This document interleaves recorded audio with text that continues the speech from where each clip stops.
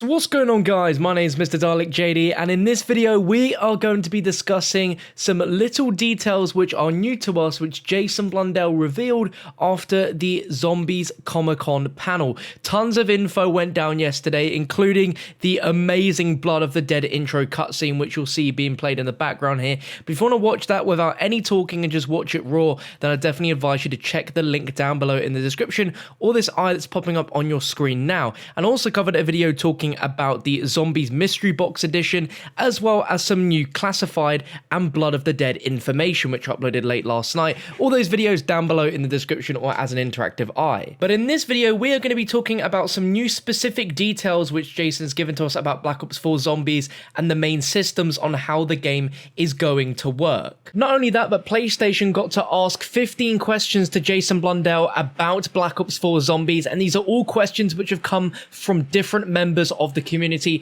answered by Jason Blundell. Some very exciting stuff here with regards to the maps, the stories, and the new characters. So this is a jam-packed video, so definitely get comfy and make sure you watch all the way through, because you might miss out on some really cool new details. Jason gave us this information via a interview on the Activision blog, and it's a really good interview because just reading it, you can tell that this is definitely Jason talking here. Just the way it's worded, the passion that's gone into these answers are really, really awesome. He starts things off by saying that Black Ops 4 represents an unprecedented amount of zombies content at launch, which we expect to keep fans engaged. I mean, there's 4 friggin' maps, of course we're going to be engaged. And he says on top of that, we've pretty much looked at every major system inside Zombies and made significant overhauls. He'd say nearly every major system has gone through the filter, and as such, they've put a lot more power back into the player's hands, especially in terms of customization and social systems and other mechanics that allow the player to really control the experience and play the game they want to play it. One big question we've always wanted to know exactly is how perks are going to work. This is a mechanic which is changing, the perk system. So we know that we're going to have these things called perk vapors, and in the past you had static perk machines on the map. So you'd have a Juggernog or a Quick Revive or whatever, and they sat on the map and they'd always be there. And so once you learn the map, that's it. There you go. You've learned where all the perks are. But for Black Ops 4, they've changed the perk machine, or what they're deeming for the new story, which is called the altar system, based on which story you're playing, either the Ephah story or the Chaos story. So we now know the perk machines inside of the new story are called the altar system. I guess really goes hand in hand with what we see in the intro cutscene for 9, where our characters are basically sat at a massive altar and they inhale the vapors from it, which teleport them to the 9 map. So around the map, I guess when we are getting perks, our characters will either get out a small bowl, or there will be a bowl within the altar which they just inhale the vapors and get the power of those perks. So it says the location of the perk machine or altar system is a static place, so the machine is there, but what you assign to that machine is completely under your control. So he gives an example saying, let's say that you and I are playing together, you may assign one perk to that machine that you get when you go there, and I can assign an entirely different perk for myself. So you might have a certain amount of perks you've set on, but the players in your game, unless they have the same perk set up, the machine will have a different perk for them, which is really cool. Deciding which perk to choose and then where to assign it is part of the strategy for conquering a map, especially if you're playing in a group. The perks that one person chooses and the perks that another choose, if they communicate and work it out, that can complement the ability to conquer the map and get further into the round.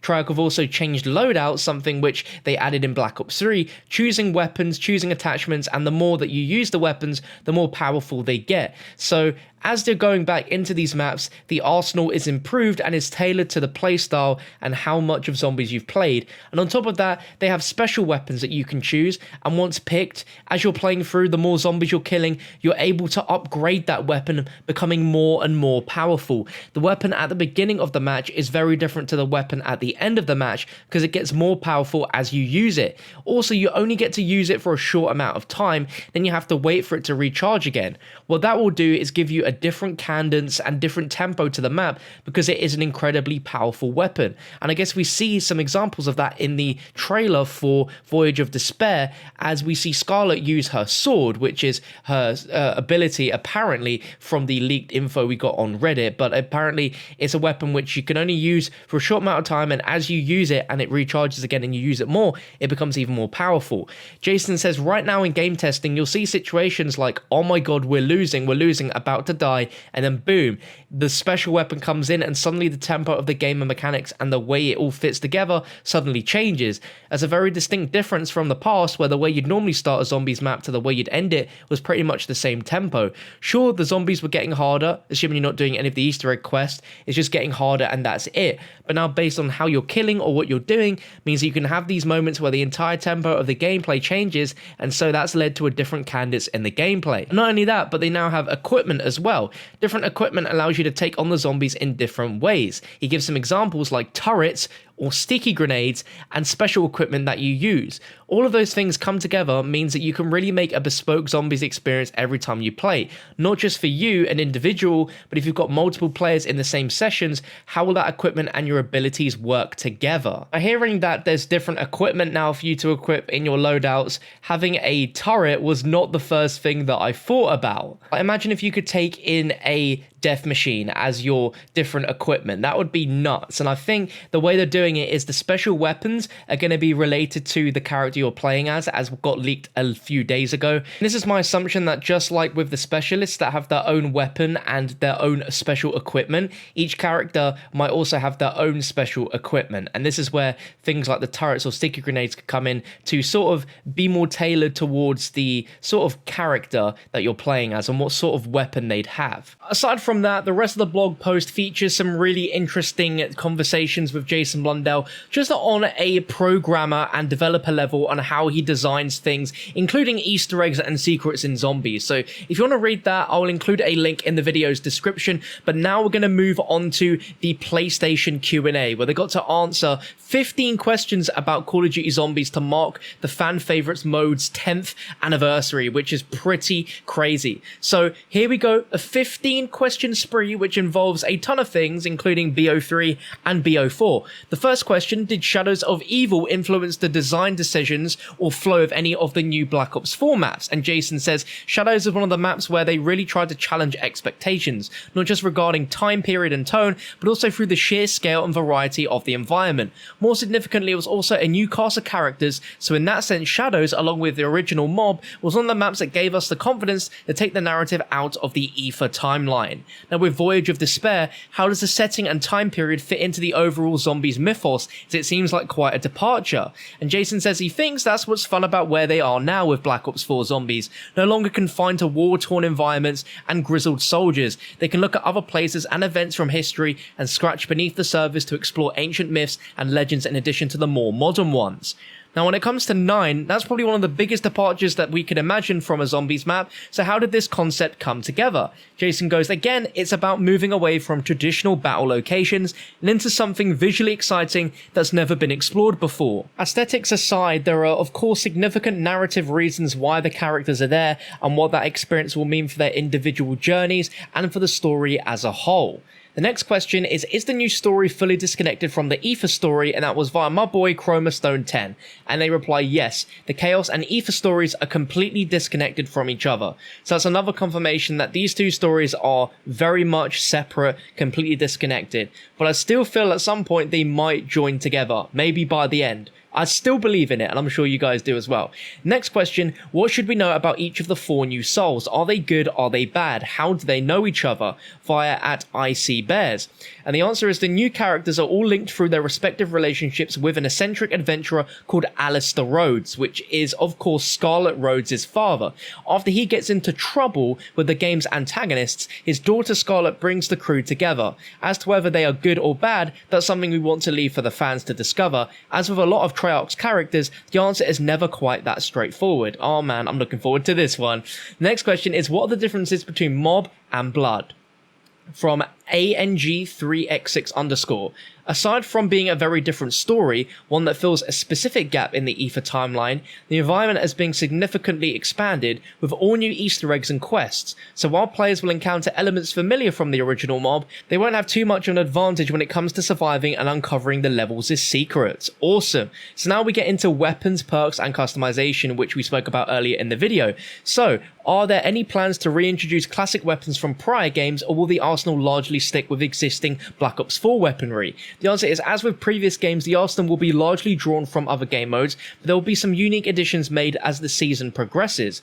So it sounds like they're going to be adding new weapons as the game goes on, and the brekkie is in the trailer, which is from a prior game, so a very weird answer indeed. Next question, do the perk vapors function exactly like perks do, or are they going to function in a new way via Trey50 Daniel? They said the biggest change to perk functionality is down to customization. In Black Ops 4 Zombies, players will be able to choose the perks that will be available at each of the altar locations prior to starting the level. This will present some interesting strategies, particularly when it comes to co-op, something which you pretty much spoke about earlier in the video. Are there any plans for character customization in Zombies further than the usual gun customization via the blue sushi? And the simple reply is yes. Wow, we'll be able to customize our characters. That's really sick.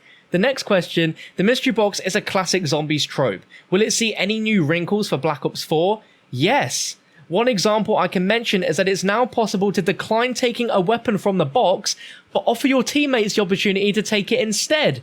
Yo! This is essentially the same mechanic as the hack it in Moon, but the box can now just have any weapon that someone can pick up. This is a good thing, and also can make for some funny trolling in public matches, because this isn't simply if the gun's in the box and you don't want it, then someone else can just straight take it. You have to actually, I believe, physically go over and decline taking the weapon from the box, which allows the opportunity for your teammates to take it instead. So that's a really awesome feature. Treyarch, that is actually sick. Next question, Voyage of Despair seems to introduce class-based characters for the first time. How do the 4 different characters stack up? What are their strengths and weaknesses? The answer is they're not classes as such, as the characters are all capable of the same physical actions and weapon handling, so the differences really come from their personalities and role in the overall story. On a similar note, will we see new enemy types that play off the different character abilities? The answer to that is defeating the new enemy types will indeed require different strategies, but those strategies relate to the actual weapons being used rather than the characters wielding them. A really good question from Nukehead1, are Denizens returning in Blood of the Dead? No Denizens. Thanks to Ted, they will get all run over by a bus. Split screen and bot support.